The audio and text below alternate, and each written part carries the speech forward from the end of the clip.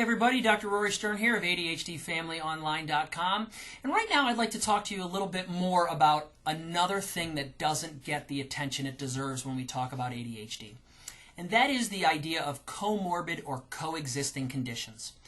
Many people don't realize that ADHD very rarely occurs naturally or by itself. Okay, so ADHD is not always the primary challenge, the primary problem, the primary thing that needs to be quote-unquote treated or developed.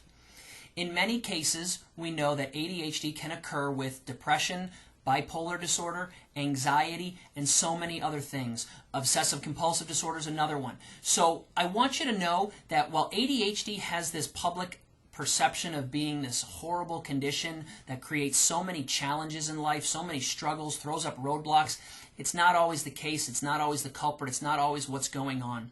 What needs to be talked about right now are these coexisting conditions and how they're often interlaced or connected to the ADHD. So the challenge here really becomes, what are we dealing with? What is the primary challenge? So when you see a treatment professional, you really want to, again, focus more on the behaviors. What's going on? Not the diagnosis. That's just a way of communicating what's going on.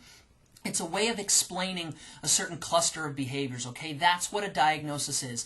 So, again, focus on these behaviors. You know, is the person more withdrawn and depressed? Is it the depression that we need to treat first? Is the ADHD causing the depression? Is the ADHD causing the anxiety? Or is it the anxiety causing the ADHD? Or is it the depression that's making it look like ADHD? It's a very complex condition, okay? And I want to stress that the complexity of what is ADHD in our human bodies and what we need and what we struggle with is not always clear-cut and dry. And that's why it's so important that we understand there are comorbid or coexisting conditions that can complicate what is already a challenge. So here today, again, I want you to focus on what are the behaviors. What is creating the greatest challenge and discomfort for you right now?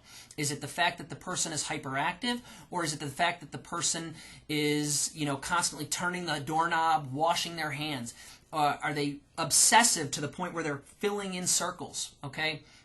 And it's a trial and error thing. We really need to understand that there's always more going on. So again, I want you to focus more on identifying behaviors, identifying challenges, and working to figure out what is what and what needs to be treated and or supported first. Coexisting conditions are what really complicate a disorder or condition, as ADHD is already so greatly misunderstood.